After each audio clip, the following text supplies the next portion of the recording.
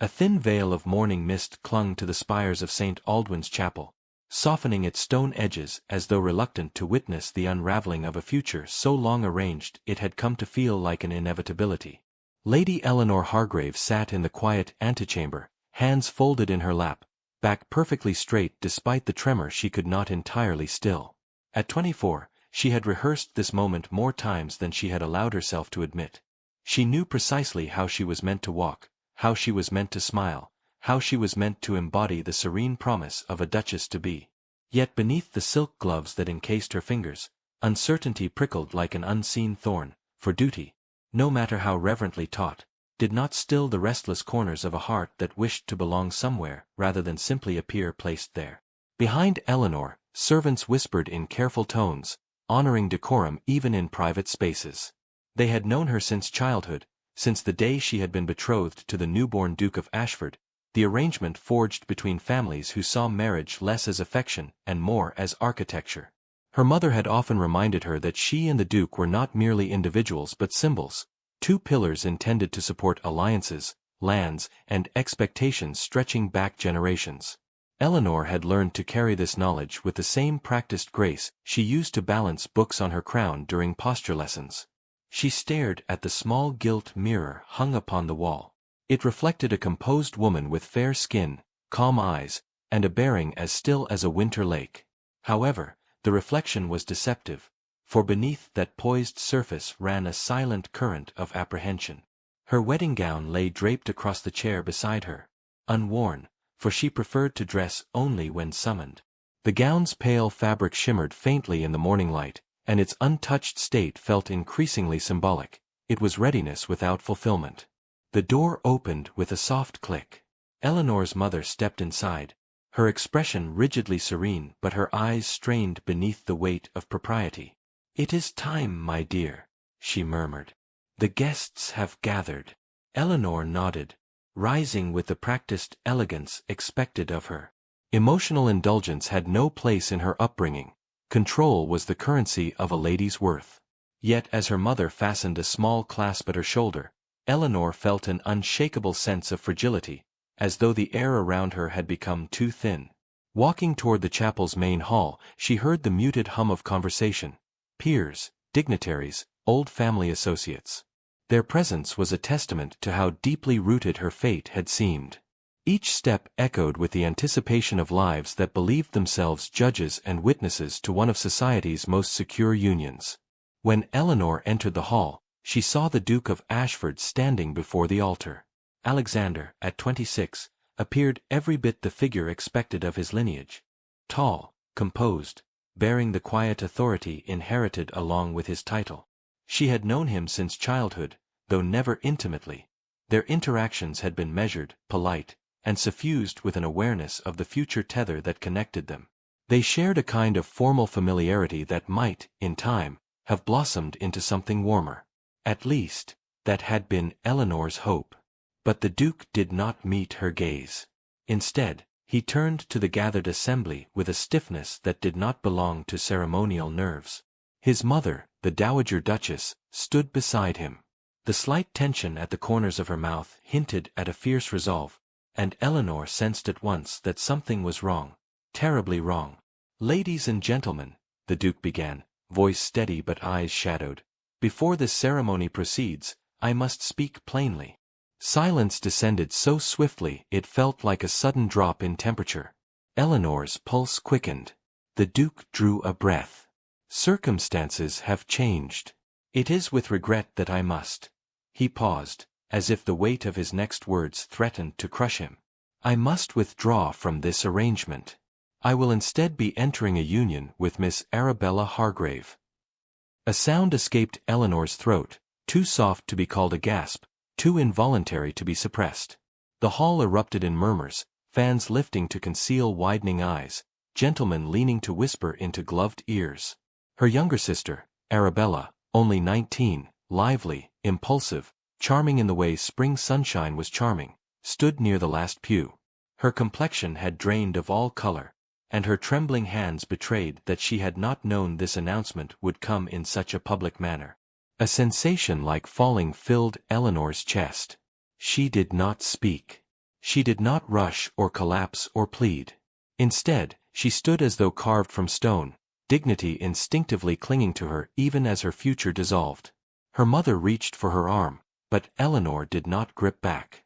She felt hollow, as if a lifetime of preparation had evaporated, leaving her with nothing but the echo of expectations that had never been hers to shape. Her father swiftly escorted her out, shielding her from the stairs. The chapel doors closed behind them with a finality that reverberated through her bones. The carriage waiting outside seemed to blur in the growing sunlight. Her mother urged her inside, voice calm but trembling beneath its restraint. Eleanor took her seat, hands folded once more, but this time the composure felt brittle. The horses jolted forward, and the chapel receded in the distance, a place where her intended life had crumbled with cruel efficiency. The journey back to the Hargrave country estate unfolded in strained silence. Rain began to fall, first as a gentle patter, then with steady persistence. Water traced paths along the glass window, distorting the landscape beyond. Eleanor watched each droplet race downward, strangely mesmerized by their fleeting paths. She could not yet bring herself to cry. The shock held her captive. Hours later, when the carriage wheels finally crunched over the familiar gravel of the estate, Eleanor stepped out into the gray, damp air. The quiet fields stretched before her, unchanged, indifferent, and strangely comforting in their permanence. As she walked toward the manor, something caught her eye. A man by the distant paddock, steadying a frightened horse rearing against its reins. His movements were firm yet gentle, marked by a calm authority born not of noble birth, but of earned experience. She did not know his name, nor his story, but something about the sight, a moment of quiet competence in the midst of her unraveling world, lodged itself in her memory. She turned away before he noticed her watching. Her mother hurried inside, anxious to shield her from further humiliation. Yet Eleanor paused, the chill breeze brushing against her cheeks, grounding her. When she entered her room, a sealed letter bearing the Duke's crest lay upon her desk. She stared at it for a long moment. Then, with a quiet resolve that surprised even her, she turned away, letting the letter remain unopened. For the first time in her life, the future waited, not for tradition, not for duty, but for her decision. In the days that followed the ruined wedding, the Hargrave estate settled into a silence so complete it felt almost medicinal, as though the land itself attempted to soothe Eleanor's wounded pride. The countryside carried on with its serene rhythms, morning birdsong, rustling hedgerows, the distant tolling of the church bell, but inside the manor, time moved differently. The servants walked softly, conversations dampened themselves, and Eleanor's mother forbade newspapers entirely, knowing too well how society feasted on scandal with the eagerness of crows. Though grateful for the shield, Eleanor sensed beneath each gesture an unspoken pity, and pity, she found, was far sharper than cruelty. To quiet her thoughts, she wandered daily through the gardens, where the last blooms of the season bowed gently beneath early autumn's chill. She moved slowly among the rose arches, inhaling their faint perfume as though gathering the fragments of her own fading resolve. Each step steadied her, yet she could not entirely dispel the heaviness that lay over her heart like a shroud. She had not opened the Duke's letter. Its sealed presence on her desk exerted a pressure she refused to acknowledge. She knew it contained explanations, perhaps apologies, perhaps rationalizations disguised as mercy. None of those things would restore her dignity, so she let the letter remain untouched. It was on one such morning walk that she encountered the man she had glimpsed by the paddock on the day of her return. He stood by the boundary fence now, examining a length of broken rail as though contemplating whether to repair it himself. His coat bore the subtle wear of travel and labor, and though his posture was upright, it lacked the rigid poise of nobility. He noticed her approach and stepped back immediately, removing his hat in a gesture of respect. "Good morning, my lady," he said, voice warm yet measured. "I hope I am not intruding." "You are not," Eleanor replied, surprised by how naturally the words left her. "The land is open along this stretch. You may walk it freely." He offered a polite nod. "I am Captain Thomas Alden. I have taken temporary residence at Briarfield Cottage, just beyond the ridge." His eyes held a quiet steadiness, neither presumptuous nor timid, and Eleanor found herself momentarily unsettled by the ease with which he met her gaze. "I recall seeing you upon my arrival," she admitted. "You were helping one of the horses." A faint smile touched his lips. A spirited creature, though easily calmed with patience. The stable lad had slipped and could not regain his hold.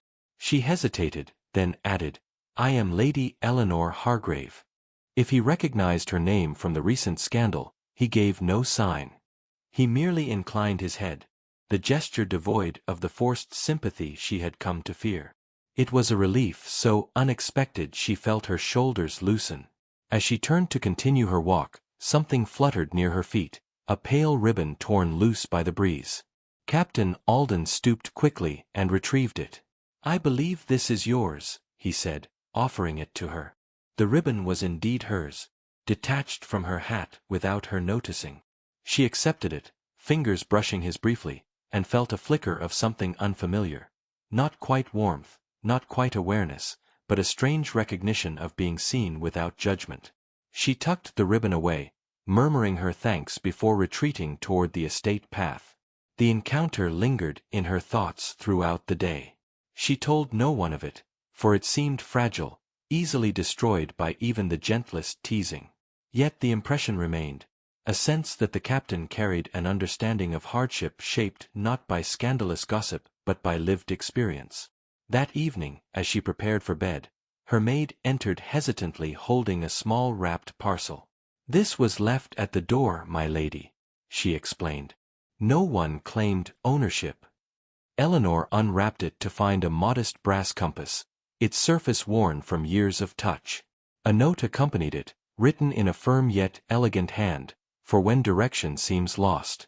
There was no signature, but she knew at once who had sent it. She traced the compass's edges thoughtfully, struck by the understated nature of the gesture. It was not flirtation. It was not pity. It was an acknowledgment of her turmoil without trespass. She placed it carefully in her drawer, unsure whether she wished to keep it hidden or close at hand.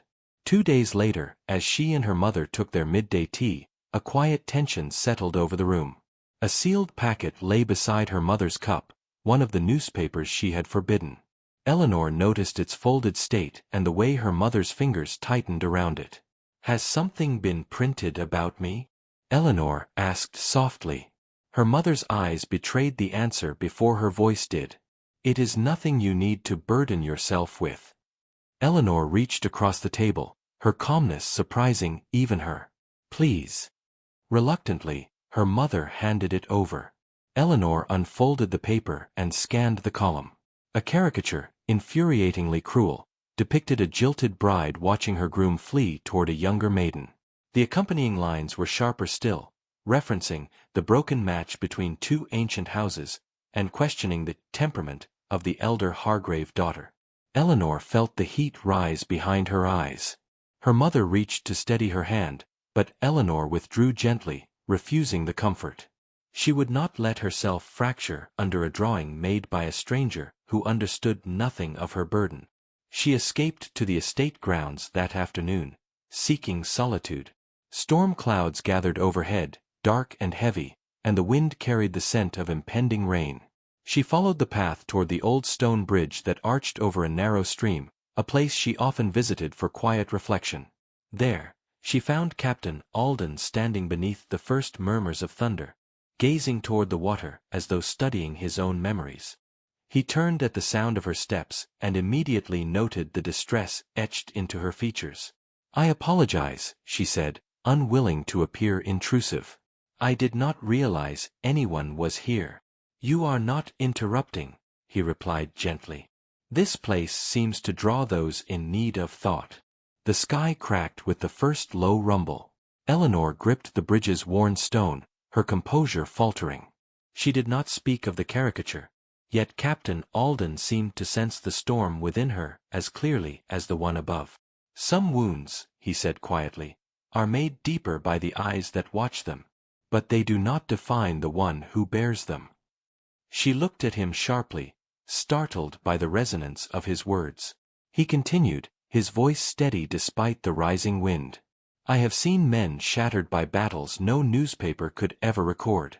What matters is not how the world names your suffering, but how you rise from it." For the first time since the chapel, she felt something shift within her, the faintest spark of courage drawn from another's unwavering sincerity. Rain began to fall in earnest, streaking the stone and dripping from the edges of their sleeves, but neither moved. When the storm finally urged them to seek shelter, he offered his arm, not presumptively, but with quiet respect. She accepted, allowing him to guide her back toward the estate path. That evening, after drying her soaked gown and calming her racing thoughts, she found a new envelope waiting on her writing desk. Its crest was unmistakable, an invitation from London, requesting her attendance at the Duke and Arabella's official betrothal ball. Eleanor stared at it, every line of her face still. The invitation lay open, but her decision remained closed, suspended between the pain of the past and the uncertain promise of what might yet come. Eleanor held the invitation between her fingers for a long while, the paper trembling ever so slightly, though her posture remained impeccably still. The embossed crest of the Ashford family gleamed beneath the candlelight, its gold detail mocking her with the weight of a future denied. She could have refused it. Indeed, every instinct urged her to cast it into the fire. But something deeper, steadier whispered that retreat would grant her humiliation a permanence she would never escape. To reclaim her dignity, she would have to face the very room that had been prepared for her and then offered to another. The resolve settled slowly within her, like ink spreading through water, until she found herself placing the invitation atop her dressing table rather than discarding it. The days that followed were a strained mixture of preparation and internal reckoning. Her mother fussed over fabrics and jewels with a fervor that betrayed her guilt, while Eleanor remained quiet, contemplating the role she wished to inhabit. Not the abandoned bride, nor the pitiable sister, but a woman capable of facing the world without flinching. She selected a gown of understated elegance, a soft dove-gray silk that reflected neither triumph nor despair. She would not enter as a spectacle, she would enter as herself. The evening of the ball arrived with a crisp winter wind that bit sharply at the skin and carried the scent of distant chimneys. Lanterns glowed along the Hargrave carriage as it rolled toward the grand estate hosting the celebration, their light flickering across Eleanor's calm features. Her mother murmured reassurances that sounded more like prayers, but Eleanor's attention drifted toward the window where frost traced faint patterns. She felt curiously emptied of fear, not because she was unhurt, but because she had at last accepted the wound. Upon arrival, the footman opened the carriage door, and the full glow of the estate washed over her. The entrance swarmed with nobility wrapped in finery, laughter and murmurs floated through the air like drifting embers. As Eleanor stepped inside, conversation faltered momentarily, just long enough for whispers to spark like flint against stone. She felt their eyes grazing her figure, noting the simplicity of her attire, the composure of her expression, the quiet defiance in her posture. Yet she walked onward with a grace so deliberate it silenced even her own doubts. The ballroom shimmered beneath crystal chandeliers that cast fractured light across the marble floor. Musicians played a waltz that seemed almost cruel in its cheerfulness. Near the dais stood Arabella, radiant in pale blue, her face pale beneath its powder, her smile trembling at the edges. And beside her, the Duke of Ashford, solemn, uncharacteristically tense, bowed stiffly to arriving guests, his eyes flicking often toward the doorway as though awaiting judgment. When he finally noticed Eleanor, a shadow crossed his features. He excused himself from a cluster of dignitaries and approached her with controlled urgency. She did not curtsy. Instead, she offered the barest nod of acknowledgment, neither warm nor cold. "Lady Eleanor," he began, voice low enough that nearby guests could not easily overhear. "It is generous of you to attend." "Is it?" she replied softly. "I had assumed it was expected." He winced, the emotion fleeting but unmistakable. "I regret the manner in which matters unfolded. You deserved far more than the public embarrassment forced upon you." "Regret," she said, meeting his gaze, "is a thin salve for a wound as deliberate as that one. However, I have no desire to reopen the injury." She paused. I am here simply to stand on my own feet, not to haunt your celebration." Before he could respond, a commotion near the ballroom's entrance drew the attention of half the room. Eleanor followed the shift in movement, and felt her breath falter. Captain Thomas Alden had entered the hall, dressed in formal navy attire, his posture confident without ostentation. His presence caused a ripple among the aristocracy, for he did not belong to their circles, yet carried himself with an authority that rendered titles momentarily meaningless. He scanned the room with measured calm before his eyes found hers. Something unspoken passed between them, a recognition, a quiet reassurance, and Eleanor felt her heart stir, not with shock, but with something that resembled relief. The Duke followed her gaze and stiffened. "You are acquainted with him?" "Acquainted," she answered, "but not indebted." Her words unsettled the Duke enough that he stepped back, offering a strained bow before retreating. Eleanor inhaled, drawing strength into her lungs as Captain Alden approached through the sea of guests who instinctively parted around him. When he reached her, he offered a bow both respectful and sincere. "My lady, I had not expected to find you braving such a perilous battlefield." "And yet here we both are," she replied, allowing a faint smile to soften her tone. "May I ask who invited you?" "A naval patron of mine insisted that I should make myself visible to society." He paused, eyes flicking briefly toward the Duke. "It seems my timing is significant." She felt an unexpected warmth rise within her chest. "Your arrival is not unwelcome." Emboldened by her words, he asked, "Would you grant me a dance? I understand the impropriety, but I wish—" He hesitated, searching for words that would not overstep. "I wish to offer you steadiness, however briefly." A murmur rose among watching guests, their delight at impending scandal unmistakable. Eleanor considered the weight of the choice before her. A dance with a man of no title, at her sister's betrothal celebration, was an act that could shift her entire place in society. Yet the steadiness in Captain Alden's eyes wrapped around her like a promise. "I will dance with you," she said, her voice threaded with quiet courage. He extended his hand. She placed her gloved palm into his. As they stepped onto the floor, a hush fell over the ballroom. The musicians, after exchanging glances, shifted effortlessly into a slower waltz. The captain's hand settled at her waist with a restraint so delicate it felt almost reverent. They moved through the room, their steps synchronized not by practice but by instinct. Eleanor felt, for the first time in months, the release of tension coiled deep within her. Captain Alden did not fill the silence with idle chatter. Instead, he allowed the dance itself to speak. Only when they circled near the edge of the room did he draw closer and murmur, "You possess a strength I have rarely witnessed." She met his gaze. "I am only trying to exist with dignity." "And succeeding," he whispered. As the dance ended, she stepped back, breath unsteady. The room buzzed with whispers now, but she found she no longer feared them. She moved toward the conservatory, drawn by instinct to a quieter space where the moonlight spilled through tall glass panes.